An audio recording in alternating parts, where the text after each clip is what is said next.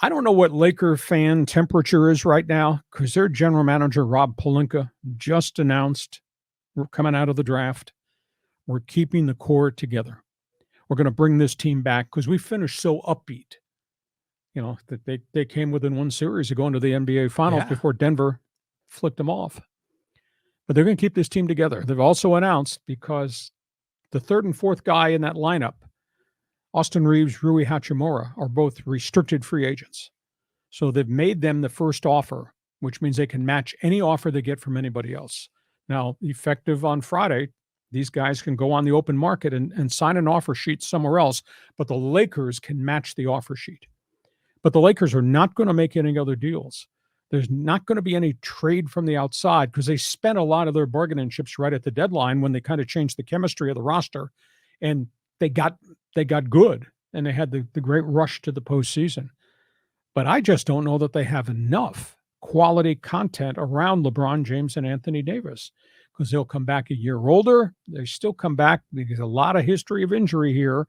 And if they're out of the lineup for long chunks of time, do you have enough on that roster that's going to make you a really, really good team? But that's what Rob Pelinka's MO is right now. We're keeping the core together, the bench guys and all that.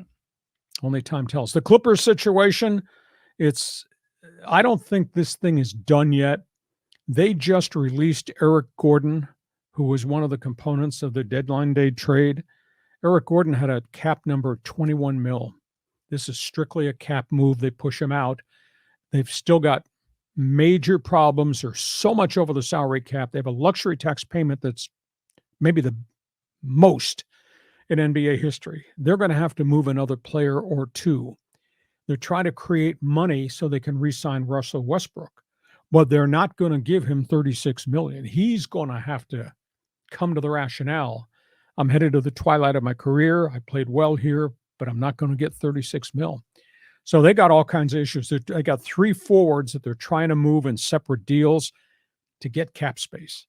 They got shut out of Chris Paul, who wound up going to Golden State. I don't know that they can make any other deals unless there are teams willing to take on Nick Batum and Marcus Morris and a few of the other bench guys just to give them cap relief. So that remains to be seen. That's where we are. Free agency kicks in. James Harden, I was told, is going to pick up the option to stay in Philadelphia at 36-6 for the final year. But part of that deal is he will then be traded to Houston. He agreed to sign in Philly to help them be able to make a trade to get something back from the Houston Rockets. So I would think in the next week, James Harden will be in Houston. And Kyrie Irving, this story just never ends. Now, he's a walk free agent. There were all kinds of deals that Dallas tried to make to get other players in to put around him and Luka Doncic. I was told Kyrie Irving Saturday, as a free agent, still unsigned in Dallas, is going to visit the Phoenix Suns.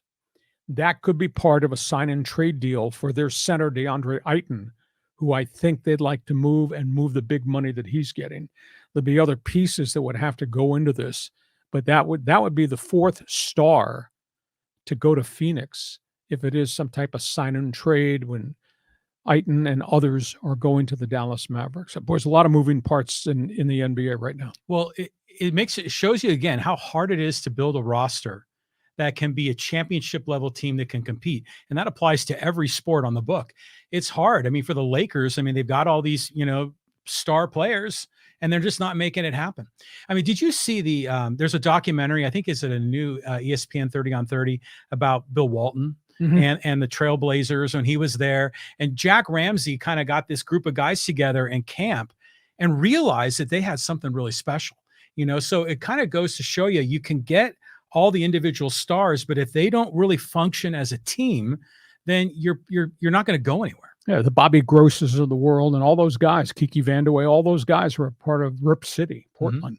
But that was a unique time. That was before the money became monstrous. That was before the luxury tax and the salary cap.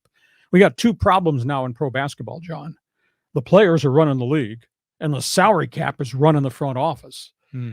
I mean, you're correct. That the first statement came out of your mouth from left field is correct. It's really hard to Yeah. build a winner with the cap, with the monster money, and obviously with attitude and ego, etc. Yeah. Okay,